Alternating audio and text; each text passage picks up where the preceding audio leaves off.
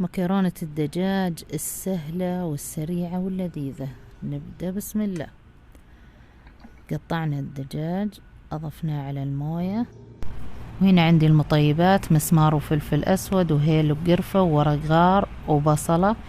أضيفهم على الدجاج وأشيله على النار. هنا عندي نبدأ نشيل الريم لين ينتهي كله، وهذا البصل والثوم أبدأ أقطعهم إلى مربعات صغيرة بهذا الشكل.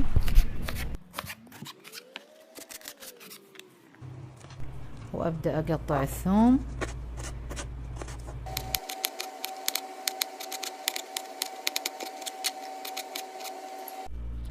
وأبدأ أضيف المكرونة على الموية، وأضيف عليها ملعقة زيت وملعقة ملح، وأشيلها على النار.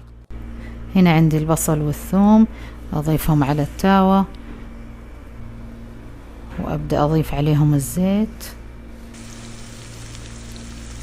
وعلى النار، ونبدأ نحركهم شوي. بعد ما شوحته شوي أضيف عليه الدجاج بعد ما استوى لمدة ساعة، طبعا كان على النار، وأملح، مو مشان شي، مشان صحتك. وعندي هنا مرق الدجاج، أبدأ أوزعه بهذا الشكل،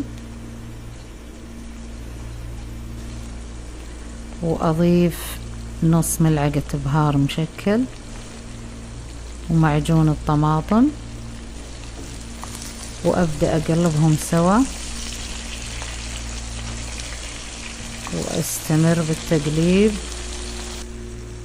وأستمر بالتقليب لين أتأكد أن النكهة عندي تغلغلت بالدجاج. طبعا الريحة تذوخ. وأضيف بيالة موية، وأستمر بالتحريك لين تتسبك عندي الخلطة تماما. وهنا المكرونة بعد ما صفيتها وبعد ما استوت أضيف عليها الخلطة اللي سبق تجهيزها، وأبدأ أحركهم سوا، وأتأكد أن الخلطة وصلت لكل المكرونة. وعليكم بالصحة والعافية والطعم، يدوخ، لازم تجربونها.